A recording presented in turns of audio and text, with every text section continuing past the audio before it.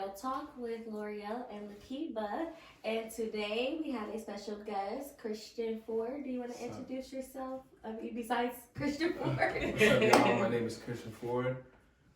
Before I give you titles and boxes of who I am, I just want to say I'm a spiritual being here, having a human experience, and any titles or boxes you put me in can't really, it's not a real identity for myself. But I'm a musician, a producer, engineer, Reiki practitioner, youth advocate with Rio, in school to be a personal trainer, and a nutritionist. So that's me. Well, when it comes to your boxes, you somebody I most definitely would connect. I've been wanting you guys to connect too. I'm so happy we're finally able to do this, just because I know you in the conversations I've had. Y'all are into the same things, a lot of things. That's why it's so nice to connect with people, and it's usually people you don't know that you need to connect with. Look how God be working, right? Yeah. I love your lashes, by the way. Thank you. I just had to go pick them up. Yeah, I like those a lot. Thank you. And I love what you said about being a spiritual being, having a human experience. I'm gonna have to start using that. And I think if we were more cautious of that we are spiritual beings, we would maybe live a little different and not be so focused on our fleshly bodies that are temporary in this world and everything that's temporary in it. Yes. And then once you get caught into like just being a human, I feel like you can't embrace your gifts as well. You know what I'm saying? You're kind of just like you're kind of in the 3D system of work and money, and then you can attract the abundance. That is so you good. You better preach, girl. That is so good. You hit that. So I just met Christian recently. We work at the same job, but we've never really worked together.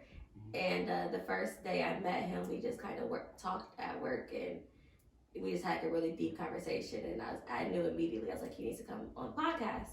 And it's nice to have a male. I feel like he can touch people simply because he is, different people than we can, because he is a male. He has had a different life, different struggles, and he has overcome a lot. And I was really excited to get him on here. So thank you for joining us today. Thank you for having me. Today's topic is reprogramming the undoing. So I know when you say that, you can go into a lot, and this most likely will be a series for us because there's so many things that we can talk about within reprogramming. For me personally, I want to talk about this just because this is something I'm in the process of doing right now, and I feel like we all are in some shape or form. And reprogramming, as far as changing our thoughts and our mindset, what we thought was right, or even what we knew was wrong, but still did it out of habit and from our environment, or what maybe was instilled in us from childhood, school, whatever. And now that we're into our own lives as adults, realizing certain things that maybe we have learned or done that isn't the right way, and finding our own way and how to shape ourselves into that.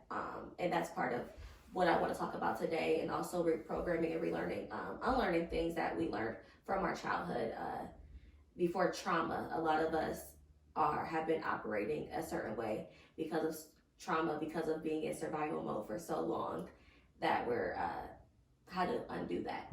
So what do you feel like is some ways to reprogram? Well, first, I feel like before reprogramming, you have to actually identify with there being something that needs to be reprogrammed. You have to identify with there being trauma, or even just bad habits. You have to identify it and take knowledge of it. Right. And I say that because I mean that's clearly how it starts. Change starts. Identifying the problem and then figuring out how you can change that issue. Because a lot of people are kind of so caught up into their world or their norm or what's normal for them, they don't even see that it is an issue, or maybe see that it's toxic or negative or anything like that. So I feel like before even getting into how do you, because that how is I feel like the how is kind of tedious, you know. Acceptance. That's kind of. You have to accept it and take knowledge of it. Yeah. Like I have to use my experience, for example, but my mother, I love my mom. I remember her telling me growing up, she was telling me how to wash the dishes because I was doing it wrong, so she showed me how to do it over.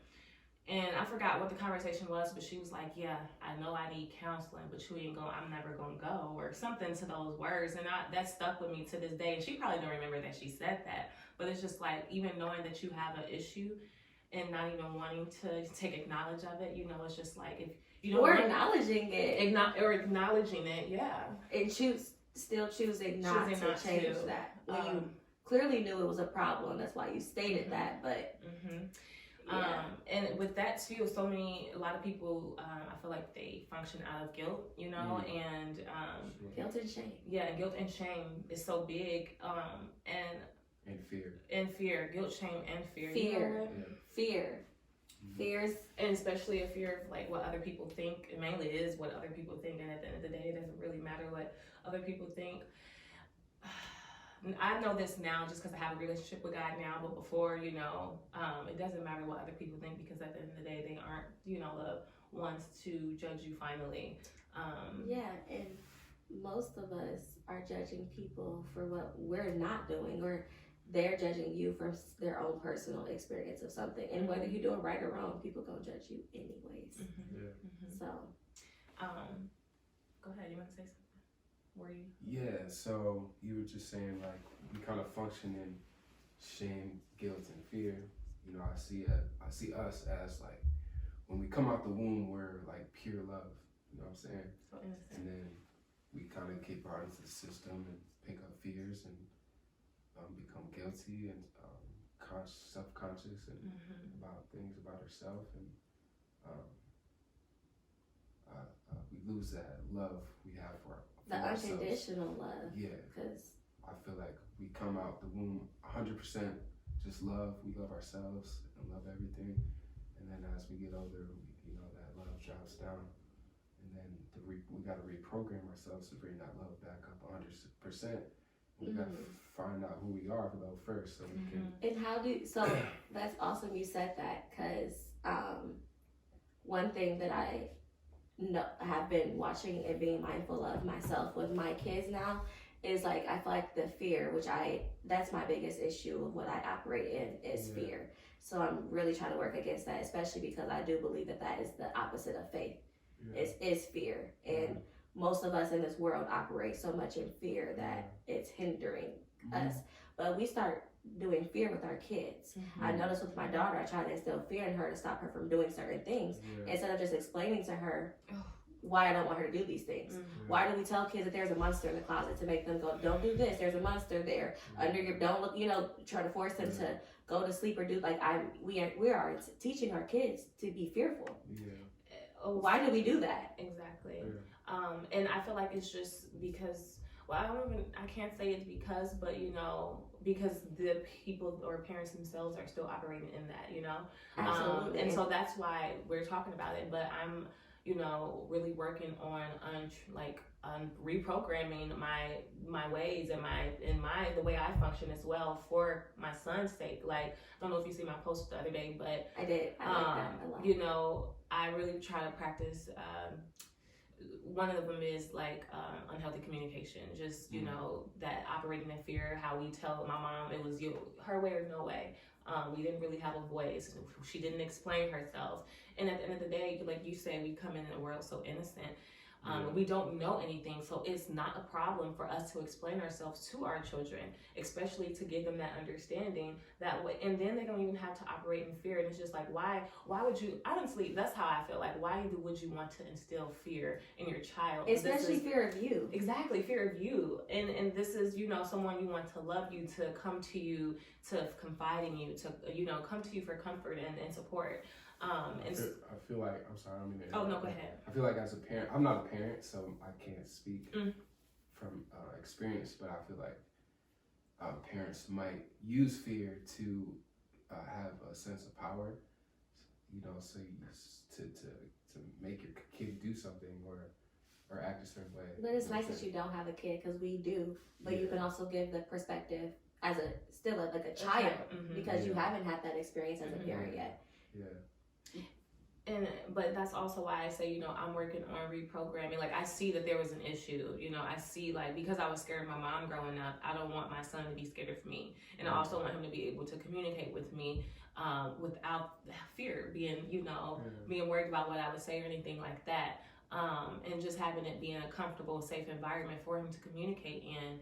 But I also say it's just like my mom didn't, like, now to this day, like, I said something to her about breaking generational cycles, and she kind of got offended. Well, I broke these cycles. A lot of them get offended. I broke these cycles, but little do you know, maybe you broke one, or maybe you showed us a little bit more love than your mother did, but it was still very verbally abusive. It was still very fear-based, and it's just like they are kind of so used to that cycle or their norm, I would call it, that they don't see the issue in it. And so that's why I say identifying that there is an issue is major. And one thing too for me is just since I've like really tapped into my relationship with God and all of his fruits of the spirit and all that he is in love, I have a fully, like, everything just makes so much more sense as far as when it comes to just being more gentle and being more patient, being more kind, like, and forgiving as well. Like, it seems like our parents punish us, and they don't forgive you. Like, they start to hold things against you, and that's where that love starts to lessen and lessen and lessen the more they do. Even me, like, being having a daughter who's 5 now, and I have a 5-month-old baby, but there's certain things that she's been doing that she's been getting in trouble for, and I had a realization the other day, which I'm new to this. That's what kids do. Like, these are normal kid behaviors, but growing up in a household where you can have no error, you can have no mistake, I wasn't identifying that this is what kids do.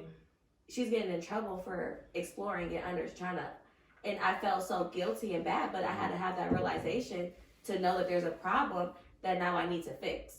And also just with being the fact that instead of just, for example, I remember I asked my dad, I probably was the same age as Nadia right now, I asked my dad where babies come from. He told my mom, and I got whooping. She got so upset because I asked him and I didn't ask her.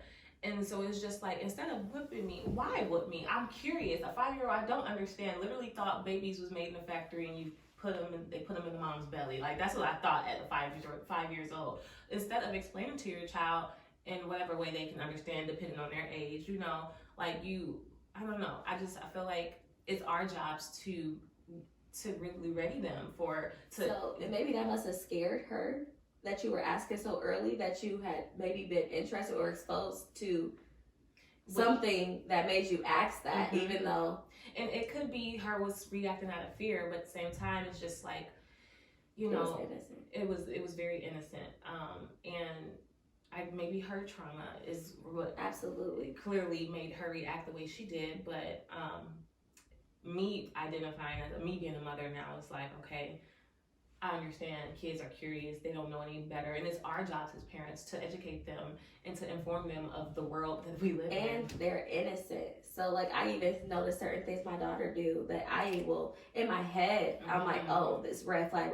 But I'm like, her life is not the same as mine. Stick to the fact, just because it doesn't happen to her. They're innocent. The world and people make what they're doing innocent. Clothes are not whatever. People who sexualize kids or people because of the clothes that they wear, saying that a girl has a short skirt on and that's why she got raped, or acknowledging that the person is a person that's creating that or be negative, or that's really good.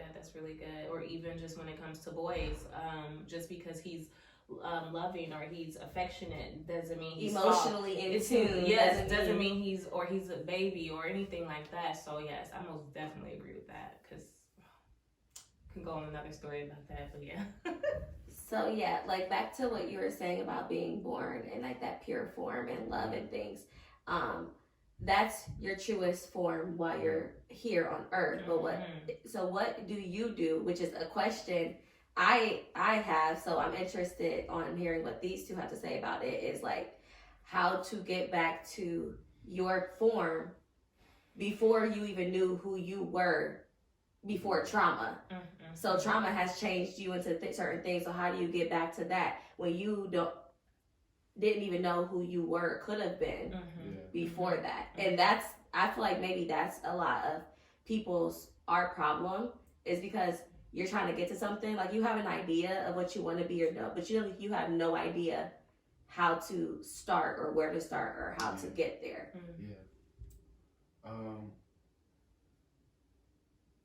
Meditation, affirmations, and on the meditation side, you know, I believe in past lives and past life regression and past life trauma, and just like kind of exploring the spirit and intuition to gain back some of those memories from past lives. How do you protect your spirit when doing things like that? How do I protect it? Like protect yourself, because you know, like when you open that door, it could be to a whole world of things, negative, positive, like even though through experience, which by the way, which is something, sorry, I'm not cutting you off, but to trickle back to what we were just talking about with our parents and trauma, especially in the Black community, which is I think is why they instill fear in us, is because we couldn't afford to make mistakes in the past, or it cost us our life. Yeah. And we do carry trauma for at least, they say, up to 7 generations ahead Even of us. more. So I know, especially in the Black community, we have always operated in fear because we couldn't make mistakes, or it cost us our life. But talking back to, like you said, we feel different things from different generations and things. So how do we protect ourselves and also like work through that? Yeah. When I first started like the journey of like going within myself and like meditation, like I didn't know how to protect myself, and like I kind of felt like I would step outside and all these energies were coming at me, and I didn't really know how to not absorb it, you know what I'm saying? And so just like I had to work on my aura and like just having a stronger light and being more true to myself. And the more true to myself I was, the more powerful I became. And the more powerful I became, the more protection I felt like I had. You know what I'm saying? Because when you're weak, when people see you as weak, that's when they can, you know, that's when the demons come in and devour you, you know what I'm saying? So just to add another question to that, what way, how can I say, in what way do you feel like you stay true to yourself? Like, would you start to build that light up? Well, with music, that really helped with expressing myself and not trying to be like if you listen to my music, it doesn't sound like anybody else, you know, and I had to have the courage and bravery to be myself and not try to put myself in a box with, you know, other artists. And so that gave me a strength and identity, and just being myself and just following my intuition and just staying true to my my ethics and my morals, and yeah, pretty much. Okay, that's good. I mean, it wasn't perfect at all, you know. I'm sure it's not. Yeah, like I fucked up a lot. I don't know if we can cuss on here, sorry. Yeah. But yeah, I fucked up a lot, but it was all learning experiences. Because mistakes are experience. That's how we learn, for sure. And then if you continue to do them, they're not mistakes. That's a lifestyle, and that's a choice. Exactly. And we know better, supposed to do better. And that's why it's so bad for people who come at people like, I've been getting better at this with like the whole common sense thing, is because like some people really don't know, so who am I to shame them for not knowing? And then there's certain people who do know, and you know, but even if it's like dumb to me that person didn't know that, who am I to put that on them? I've been trying to be aware of that, especially in the work industry, because you really realize working with other people that common sense is not even a thing, and I don't even know who created that and why. But what's common false to you, expectations. what might be common to you might not be common to me. What's common to me might not be common to you. which is also different. Yes, we are. There's But why is it a bad thing? Like, why has that been made into a bad thing? what a bad thing? Being The difference. Because like the older you get, you realize like there's no such thing as normal. Yeah. We all are messed up Yeah. in some shape or form. All of us are broken in some shape or form. Mm-hmm. A lot of the most successful people I know have no like real healthy personal relationships, especially with a significant other.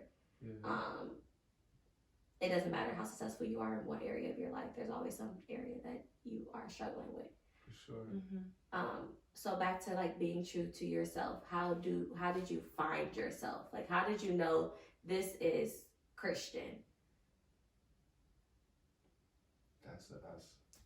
It's just it's a vibe. It's a feeling. It's just like, was there something that clicked in you? Like, not obviously like, as you go through this journey, it's gonna be different things, but like, where you was like, there's like a light came on. Like, this is it. Like, I know I'm doing what I'm supposed to be doing. I don't know. It wasn't really a moment. It's just Because it's a journey. Yeah. Mm-hmm. It's just like I keep growing through every moment. Mm-hmm. You know what I'm saying? And I was in a terrible, like, I was in and out of jail. I was on probation and in the facility and all this stuff. And like, I knew obviously like that wasn't I wasn't doing what I was supposed to be doing. And I could, I guess that just gave me opportunity and time to like look at myself and try to find what my purpose is and what God wants me to do here. And just being in the darkest place, you know, made it really easy to see the light. You know what I'm saying? To be like that. Wow. So I wanted to That's say good. something to that. That's good. You felt like in that dark place, you got to a point where you wanted to see the light, and so you actually went towards it. Because I feel like a lot of people, they get into a dark space, but they don't see the light. Yeah, or they may see it, but they're like, they don't want to choose it. They don't, they don't choose to go. They choose to stay in the darkness. They choose to keep, like you said, absorbing and functioning out of fear. And then, like, I wanted to add to what you were saying when that everybody. What did you say? Everybody doesn't have common sense. Oh, you said what I struggle with, I feel like, is discerning, or like, not even discerning, but knowing if somebody knows better, somebody knowing better and not doing better. But like, do they know better and they choose not to do better, or do they really not know better? Yeah. You know, and so that's why I feel like, and that's between them and God. so I think unless it's personal relationships. That's what I'm saying. You know? I think that we've had this conversation, and when it's people close to you, it's just like, okay, how do I guess this conversation keeps coming back up. I feel like because you've not dealt with it yet. I haven't dealt with it. That's why it just keeps coming back and come back. So when you gonna deal with it, friend? I don't know. I'll pray about it. What I've just been realizing with my personal relationships with people that I know are not to the point of where we realize that there's a problem, and I'm choosing to try to walk in the process of healing and doing better. And then there's some people that don't want to, and they will falter off, or they belong, and everybody's not meant for the longevity in our journeys. It's not easy. And their salvation, their life, their choices, they're going to be held accountable for it. I can't do nothing besides do what I can do, and then, you know what I mean? That's how I got to the point in my life when I say every year, I do evolve. I feel like I evolve so quick, and that's why a lot of my relationships and friends don't last, is because people stay stagnant where they are.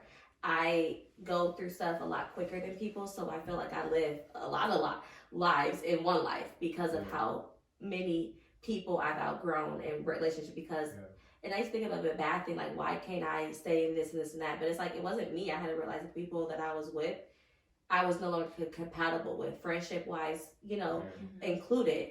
And that's okay. Some people just aren't they don't have the same calling and journey that you have. Like, if you think about the janitors, like, we need janitors. Maybe that's somebody's like that's what they're here for, is to be the janitor. Yeah. You know, the male person. Imagine if we didn't have no male person, Plumber. like the plumber. That's all that there is to that person. I mean, obviously there's more, but that's okay. Some people just aren't called the way that we are, and they're gonna fall off where they fall off to, and they're supposed to be. And sometimes we are hindering them by holding on to something where we're not even supposed to be in connect with them anymore, and they can't connect with who they need to connect with. That's good. That's good. Yeah, that is. I'm speaking to myself right now. What was I gonna say? Kind of to give, kind of go back into what you were saying about reprogramming, but we had talked about identifying and, you know, acknowledging that you have to reprogram, or there's something to be reprogrammed. But I feel like from there also, I think you said like speaking out, like were you saying stuff like meditation and affirmations, but that's big. I feel like once you speak out, I was watching a sermon, not even a sermon, a podcast on like childhood trauma, and she was pretty much saying that she had noticed adultery was a family thing in her. Adultery was a common thing in her family and all the generations, and when she noticed that she was almost tempted to commit adultery, you know, she kind of professed it out, that like, you know, bashed it out, rebuked it. That's the word. She rebuked it, and then prayed for God to pretty much, you know, guide her where, you know, she needs, or whatever the case may be. But that's also big too, like once we speak it out, and then speaking over what we actually want, because we all word, you know, our word power is power in the tongue. And so I feel like once we do speaking out against that, and sometimes like literally saying it out loud, or even writing it out and journaling it, I feel just makes it connects you to what you want, and makes it real. About it, and being specific, like you said, because like you can't, like, just like with the 3 wishes, like, you know, have you ever seen any movie, like you grant 3 wishes, and usually bad happens because we're not specific about what we want. You got exactly what you asked for. So being very careful too with what the life that you want, and how to get there. And I think sometimes that's where we get caught up at, is like we know we have an idea of the life that we want, but we have no idea how to get there. And so we just falter, like in a shallow end. We never go too far, because it is scary, the unknown, the unknown. The deep is scary. But I love what you said about how being in a dark place. What did you? I was in a very dark place, and it made it easy to see the light. You're like one of the first people I've ever heard say that, which is interesting, like just knowing too how much you've overcome and the person you are now. Because so many people get stuck in that dark place that they don't see the light, or they think it's so far beyond that that it's not attainable. It's not attainable. Like most people get so swallowed up in darkness, and they have no way to get out. And the fact that you were able to see gratitude in the light, that's probably what has kept you from not falling to that mindset and staying in that mindset. Do you feel like? Well, so when I was in the dark place, it wasn't like the light was the sun. It was like a little dot, you know what I'm saying? But it was easy to see. And then as you keep going through the journey, the dot keeps getting brighter and brighter. Like, okay, you know, I'm gonna make it there. And then after, you know, some years, I finally made it there. What was the question? I'm sorry. I just wanted to elaborate on that. Yeah, just. Did you ask a question? Did I ask a question? No, I was just saying, like, it's amazing that he was able to see the light, and does he feel like holding on to that light is what kept him from staying stuck in that mind? Because a lot of us get caught, especially mental health, which I feel like is a great thing to talk about too, is a lot of things that we struggle with and deal with are mental. Because everything starts with your mind. It all starts with a thought, and it comes into a word, and it comes into an action. So becoming mentally aware, acknowledging, because some of us really have chemical imbalances, hormonal imbalances, what is it called? when you pass things from not generation but hereditary. A lot of things are hereditary, and then a lot of certain things are also from trauma. So having to be aware of that too. Just because you're dealing with it today doesn't mean that this is you for the rest of your life. Like people, I've dealt with depression, but I don't have to be depressed the rest of my life just because it's a diagnosis, or bipolarism, PTSD. I actually, from going through counseling, I've officially the month of November, I've been in counseling for 1 year.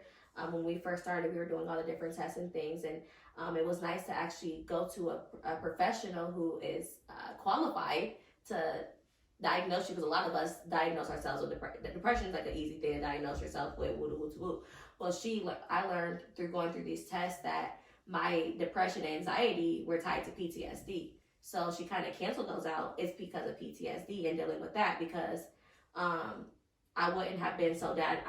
I felt down and bad and sad about myself because of things that happened in the past. And then I have anxiety about it and fear because of what has happened. So it was PTSD. And so, acknowledging that, and sometimes you need medication. Sometimes you just need to talk about it or find ways to cope with it. And certain things like bipolar, for example, you need medication to regulate. It doesn't have to be always until you're able to learn and go through that journey. But if you're not getting the help that you need, it's going to be almost impossible for you to overcome things. Or even like if you want to lose weight, well, if you continue to eat McDonald's every night, you could say all day you want to lose weight, but what are you doing to really do that? Or if you're eating terrible food all week long and then doing a 30-minute workout every day, and then you're still not satisfied with what you're seeing. So it's like, that's also that letting go. Everything is not a part of what you're doing now. So you start to change one thing, all those other things will start to expose themselves to of what you need to change and let go of. I guess we should be speaking on people that are maybe aware, because like I said, some people aren't even aware that there needs to be a change or whatnot, and so they continue to function in that. And so I don't know, I guess with that, I'll just pray that, you know, maybe their eyes are opened, or you know, their mind is open to, you know, just a healthier lifestyle all around for themselves. What was I going to say? I was going to say something else to that. I'm sorry. You know what I feel like too, though, like you said earlier, is that people do know. I guarantee you, whether people want to admit it or not, I know, like, when people are by themselves, when they up late at night, like, I know they gotta feel like some people like, I'm just a bad person. Like, I'm just a crappy person for whatever reason. Like, I feel like I don't know, maybe everybody isn't cautious, and I know everybody's not like me. I'm a very empathetic person. If I do something bad, I immediately feel terrible afterwards. But like when I do bad stuff or am crappy towards somebody because they were mad at me and I'm just being passive aggressive because I feel bad about it. Like I genuinely, or if I was mean to my daughter or just was like had a bad day, like when I'm up at night or when I get that time by myself to quiet everything else, I go through and I'm like, man, I just was not a good person today or in that situation. Like I feel like almost everybody has that. And if you don't, then that's really scary that you're that far out of tune with self. Conscious. Yeah, no conscious. And go ahead. I'm sorry, did you know that some people really don't have a voice in their head? Like that's a real thing, that they don't have a voice in their head. And that is terrifying. I couldn't even fathom a life without that voice, because like I feel like that's your conscience. Yeah. And I think that's kind of what I was going to speak to after that, is that I keep losing my thought. It's okay. No, it's okay. It's so much going on in my head right now, so it's just, but like, it'll come back to me. So like, talking about childhood trauma, how do you feel like is, because we can acknowledge things, but like, I know for me personally, like a lot of my childhood trauma has made me very fearful because of certain things. Like speaking about what things in the family, like within my family, mental health definitely was a big thing. Depression, poverty, and sexual abuse was a really big thing. But being an adult and looking, like a lot of my childhood trauma has made me very angry towards things. So how do you go about forgiving and letting go, or still dealing with, you know, especially like with family, like you you don't have to deal with them, but you do, and you don't want to cut them off. Because also what I learned today when I went to therapy is that typically what you do, like if you cut off your parents or your siblings, it's a higher chance and percentage that your kids will do the same thing, because they're going to ask, why don't you have it? So now that you're, oh, I was mad, this and this, and then now you're telling them that this is okay to do, instead of setting boundaries. Because that's what I do. I'm very passive, and then it goes to aggression because I was so passive for so long. My personality, which I've done a personality test too with a professional. My personality type is a people pleaser, so I don't want to offend anybody. I kind of let people. I don't want to walk on eggshells. I just let people do whatever, and then it does bother me, and I think I let stuff go, but I really hold on to it until I explode.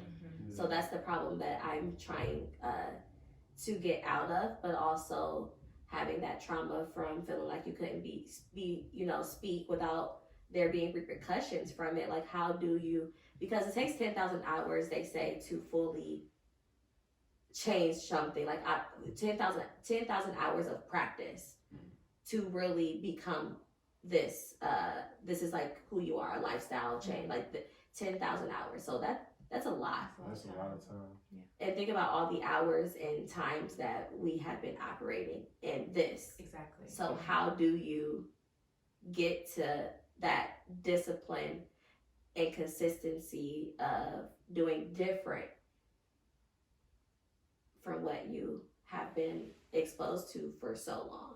I mean, I think just kind of coming back to what you were saying when you were saying staying true to your like morals and your values. Yeah. That's kind of how I look at it too. Like with me thinking about everything that, as far as like my childhood trauma and trying to reprogram myself so I can teach King in a better light, is really just staying true to those values. And honestly, for me, it's just having a relationship with God and learning the Word has really helped me out a lot. It helped me see things a lot, I would say, and clearly in God's, how He intended for humans. And so that's how I kind of stay on track, even if I'm not like consistent daily like I need to be. I always have that source to go back to. Personally, that's how I've been. I feel like staying consistent. When I want to blow up, or if I want to, if I like end up just succumbing to emotions or anything, or passiveness or bitterness, I just go back to the Word, and that kind of helps redirect me, and then I pray about it. I just pray about it. Yeah. What you, Christian?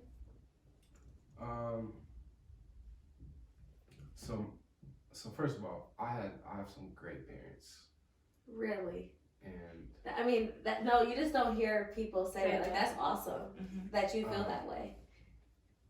Yeah, they have great intentions. Yeah. Great intentions, and they love. Do you feel like a lot of parents do? Yeah. So they've always had great intentions. Always did the world for me, and I'm an only child, so like I felt like some of the things they could have worked on was like making me feel like my voice mattered, and just like I didn't really have a say in anything, and that's something I'm healing from. It's just like being knowing my voice matters, and know that what I'm saying can help people and change the world. You know what I'm saying? Mm-hmm. Is that why you started to do music too? Because that's how you found your voice? Yeah, and that's like. And you used it. Yeah, and it's like that was like my vehicle of like coming back into my own heart, and that when I got back into my own heart, that's when I was able to speak and with power behind it, and have something to say and something to listen to. stand on what you say. I always wonder, because it's interesting that you said you're the only child, because there's a couple people that we work with that are only kids. Who? And Latoya, not my mom, Okay, yeah. the other one. And there's somebody else, Elena, I think. Okay. And then I have a couple of friends that are only kids. And I always wonder if they're initially at a certain level, like of disadvantage, because you know your first kid is your trial and error child. That's what they call first kids. Yeah. You make all the mistakes. Like even now having another child, I know for a fact certain things that I did that were wrong, and now I want to change them and do different with my son because I learned that. Yeah. So like never having that as a parent, I wonder, do they ever become aware or know? Or even like my friend, that's why she had one of my good friends was only child. She had 2 kids back to back because she never wanted her kid to grow up alone because of we always used to joke about only kids being weird kids because they never had anyone else, you know, at home. I mean, besides like obviously school interactions or if you involve yourself in things, but they do have different. And me, even though I have older siblings that are 5 years older than me, I still feel like I have that only sibling. Because I argue, tell my mom this all the time, like I was raised completely different than my sisters. And then being the only one that was mixed, they're fully black like my mom. They went to public schools. I went to Catholic private schools. They're all Tauruses like my mom. I'm the only Scorpio. I'm the only one that was like extroverted in sports and this. They did not, and I like same household, completely different lifestyles though. And the effect that had as well. But I always like wonder, like with only kids, like it's even harder sometimes, I feel like, to get to the point of like, because you never had anyone else to go through that with you, you know? Well, luckily I had a lot of friends at school, like, and I was like kind of popular. I was good looking, got the girls, and like, just. And you made it out with no kids. Yeah, That's look, a lesson, huh? 30 years old and no kids, y'all. Are you single or? I'm single. Oh, I'm gonna say, hit them up. It's all good intention. No, I'm just saying. So I was good at sports, and I just like had people around me and people coming over all the time, and I was always spending the night at people's houses. So it's like I was the only child, but I had like brothers and sisters. Like you made your family. Do you feel like with you having a lot of friends and stuff, so you're saying how like, you know, you wish you could have known like, or your parents would have made you feel like your voice mattered more, but like in your friend groups, do you feel like you were boisterous? No. No. I felt like I had a voice with my friends, but I didn't have my voice.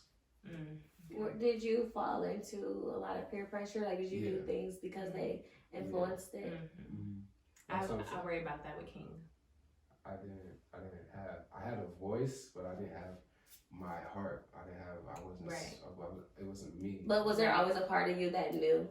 Like you always felt that, like your conscience, like was that always a part of you during those times as well? Yeah, but I was a bad kid, and I didn't have a conscience. Like, were you so focused on having connections with other people that you didn't have connection with myself? Yeah, or just you didn't want to do anything to not have those connections anymore. Yep. And then once I started on the journey of finding myself, it all went away. See, with those people. Sorry. Oh no, go ahead. I'm done. I was just gonna say, like with that too, I feel like I don't feel like I be preaching to King. I mean, he's only 6, but like I always try to, inform him of doing things because he wants to do it, and not, he's the only child, and he's the oldest clearly because he's the only child. At least with me, he has a sibling with his dad, but like, I feel like with him not being around many other kids and it's just being us at home, of course mom says this, but like when he does go out at school and whatnot, I want him to be able to like pretty much use his voice but also connect it with his heart, like you're saying. And so that's why I say I kind of worry about hard. It is, and it's like it doesn't even matter if you do what's right or like what they say is the right way, because like we all acknowledge we're all different and we take things differently. And what you really have to do is find yourself, even as a child. Yeah. Like, and that's what, you know, worries me, because like with my daughter, she has all the right answers. She's just like her mom with that. Like and that's one thing I was talking to you about in Bible study the other day, is like, I felt like my whole life I had no excuse because I've known better my whole entire life. So I could have no room for error. And being the last daughter of 4, I had everybody make all the mistakes before me. So I should have been perfect because I had the examples of what not to do. So when I started to do certain things the same, all that pressure was on me because I should have known better. So I always knew better. So I felt like there was never a room for error. Just like with my daughter, she knows all the right answers, but choosing to do so is the problem. And she's choosing to do things she knows she isn't supposed to do. And when we have talks, then that's what she's like, how long is this conversation going to be? Because she already knows, and she gives me all the right answers. But it doesn't matter if you know, if your actions and if your heart's not in it, which is another good thing when they always talk about, like, as long as I'm a good person, I'll make it to have a good. And it's like, no, because what was your intention? What was the intent at heart? Like, if I choose to do a good deed, did I do it just to look good and glorify myself, or did I genuinely do this to be to do good unto somebody else and put good out there? Because it's not the action that matters; it's the heart behind it. Yeah, exactly. So, and with that too, you know, like I try to teach King that as well. Like, well, he said something about somebody getting him a birthday gift, and then he didn't get one or something like that. And I'm like, well, you should give somebody something because you want to do it. If you don't want to do it, don't. You know, I didn't have that conversation with Nadia. But like, you know, don't expect somebody to do something in return for you because you did it for them. Because like I told him, mommy does nice stuff because I just really want to do it. I don't expect anybody to do anything in return. It really is. But with that, like you were saying, like even if they do know like wrong from right, I feel like, I mean, it's just regardless. I think we were talking about this too. Regardless of what decision they make, it's gonna have a reaction or a consequence. Not even if it's a good one, you know. So that's just something that our children will have to learn. There's a consequence with every reaction, or with every action. And then from this conversation, I'm realizing too, we also need to let our kids be them. Yes. Even though they know, right? Like because like the same thing with the heart. I want her to do it because she wants. She wants to, not because this is what mommy. Exactly.